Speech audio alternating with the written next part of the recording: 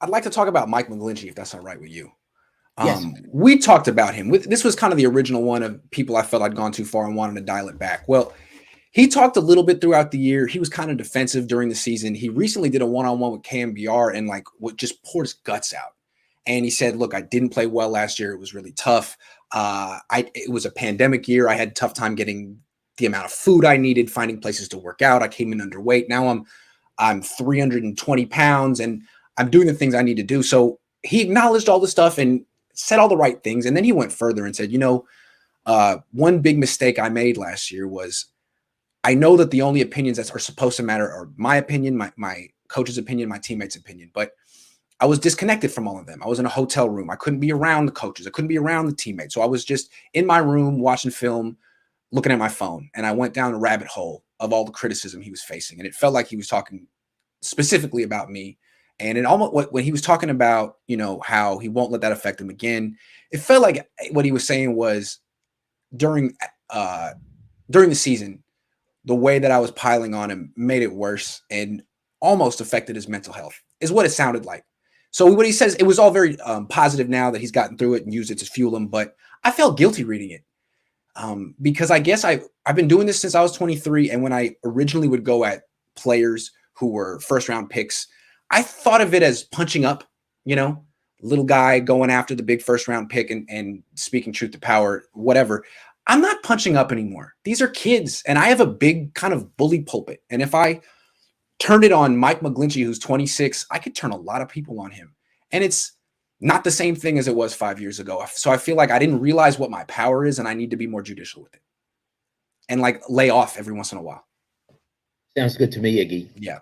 Sounds good to me. I know, because you don't want to personally hurt people. No. Although I never thought I could.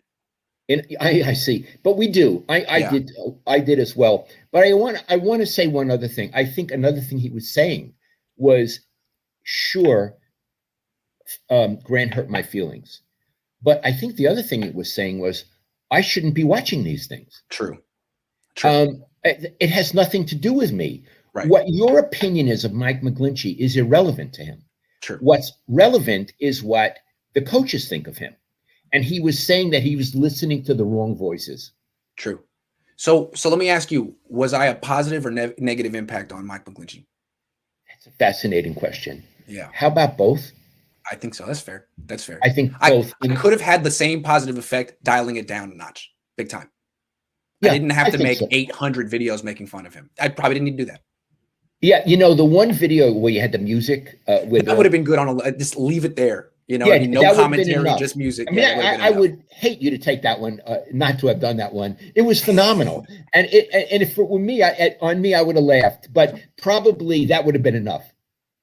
Yeah. Okay, I'm learning. And you know who else said that was Joe Staley. He went on a podcast and it was a Niner fan. He was like, Joe, I just can't stand Grant Cohn. He's the worst. And Joe's like, whoa. Like, Grant brings a lot of engagement to the 49ers. You got to respect how many fans he engages with us. He brings fans to the team. The only thing is he really hyper-focuses on certain players sometimes. And I would just say, be an equal opportunity employer, Grant. And I think that's good advice. He wasn't even saying to lay off. He just said, just go in a rotation. Go in a rotation. Don't focus on Mike McGlinchey 8 days a week. That's fair. I have a parallel story to that, which when I went to Stanford, I became very close, dear friends with the head of the French department. He became like a West Coast father to me. I loved him. Yes. The prof. We called him the prof, and he was the head of the French department. He was a genius, 23 years older than I was. And when I was at the Chronicle, and I was really not much older than Iggy, I wrote something that burned people up. And I honestly don't remember what it was, but it was apparently really, really an unfair shot at somebody or something. So they had letters to the editor of the Sporting Green on Saturdays. Mm-hmm. And I'm looking, and there's a letter from the prof that he had sent into the Chronicle, and they had printed it. And it said that Lowell Cohn is a really good writer and a really good sports columnist. He just needs to learn wisdom. Oh. And that he did. And the prof never told me he had written that. Iggy, boy, did I take that to heart. Yeah. Yeah. If this guy was like my father, publicly saying, I mean, it's a similar situation to you and me, Right. publicly saying Lowell needs to learn wisdom. Boy, I thought long and hard about that, and I asked, not him, because we never spoke about it, but I asked myself, how do I learn wisdom? What wisdom do I need to learn? And here's the thing, I still ask myself that. Till the day I die, I'll say, how do I increase my wisdom? Not my brains. Brains are cheap. Brains are easy. Yes. Wisdom. How do I maintain myself as a good person and a wise person? Well, wisdom is the shadow line, right? It's the shadow line. He's referring to go ahead.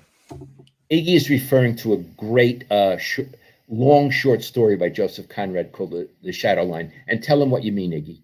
Well, the shadow line is like the metaphorical decision or situation that you're presented with every day that determines whether or not you were a wise adult that day. And it's like it's not a state that you achieve at some point at 45, at 50. It's a thing you have to prove every day, like rent. You know what I mean? It's something you got to prove. It's some days you don't cross the shadow line. Some days you're presented with it and you fail to rise up. And you're like, wow, I can't believe that was it. And I didn't have it today, but maybe I'll have it tomorrow. That's right. That's the shadow line. I bet, Iggy, this is the first sports podcast where we've ever done a literary analysis of Joseph Conrad, who, I got to tell you, I wrote my PhD on him. What a writer. But he was tough. A lot of people ask us journalism advice a lot. And we're going to have two journalism topics at the end. We always say major in English. And a lot of people are like, yeah, okay, whatever. We're serious about that. We're both English majors, and you may not see the one-to-one relationship, but it really helps, wouldn't you say? Well, to me, I always thought of myself as a writer. Even if you're not a print writer first, you learn the most. Yeah, you learn the most. Yeah, you learn really how to think about things from different points of view. You learn about beautiful language. Yes. You learn how to think. Yeah. Yes. Beautiful language. Yeah, because no matter how you're expressing it, you got to use language. It's important. And if you're good at using it, you stand out every time. That's our tool. That's our bricks and mortar. If you're fighting language when you talk, when you write, you're not going to make it. Right. Yeah. Right. Vince says, question for Lowell: would Montana, Rice, Young, etc. respect Kyle? Oh boy, that is so interesting. I'm going to do the best I can with this because remember, I don't know Kyle. Montana and Rice, both of them were old-style football players, and what I mean by that, I don't think either of them ever questioned authority. Right. They thought the coaches were the authority and the last word. Now, of course, they had some pretty great coaches over there, starting with Bill. My guess is, yes, they would respect Kyle because he is a brilliant offensive mind. Maybe as brilliant as Bill. I don't know. I mean, he hasn't won what Bill won, but I believe they would respect him. Now, I don't believe they would have respected Tom Sula. I don't believe Joe or Jerry would have respected Chip Kelly because I think they would know a fraud. Yeah. Well, they weren't frauds. Agree. Also, Steve played for Mike Shanahan and was always a big advocate of Mike Shanahan and is currently a big advocate of Kyle right now. So I think Steve would have absolutely. Steve's very smart. Steve would have been, intellectually stimulated by Kyle and was by Mike Shanahan. He liked that type of graduate level football stuff. So yes, question is, Joe, it'd be interesting to know when Joe was exposed to Kyle. Like if they'd come in at the same time, probably. But if Kyle had taken over for Walsh in 1989, when Kyle was 41 and Joe was a 3-time champion, and Kyle tried to say something to Joe or talk down to Joe I don't think Joe would take it, man. I'm a 3-time champion. Who the hell are you? There might be some of that, but I'm just guessing. That's a very interesting point. It's a question is, at what age would they be exposed to each other? Right. You know what? That puts a very interesting wrinkle on it, and I'd have to think about it. I mean, think about it. 1989, Joe's like 33. Kyle would be 4. You got the job at 37 with the 49ers. So there'd be very little age difference. One guy's lost a Super Bowl. The other guy's won 3. Kyle might have to be pretty respectful in ways that he may not always be. I don't know. It'd be interesting. I don't know. Well, I could tell you this, and I've told you the story, Iggy. Keith Feinhorst, the left tackle, he was a great guy, and he used to tell me stuff, and he said, in this last game we played, you're not going to believe it, Lowell. Joe comes into the huddle and he says, "You're not going to believe the crap that Bill just called," and he didn't use the word crap. And Joe went ahead and called his own play. Nice.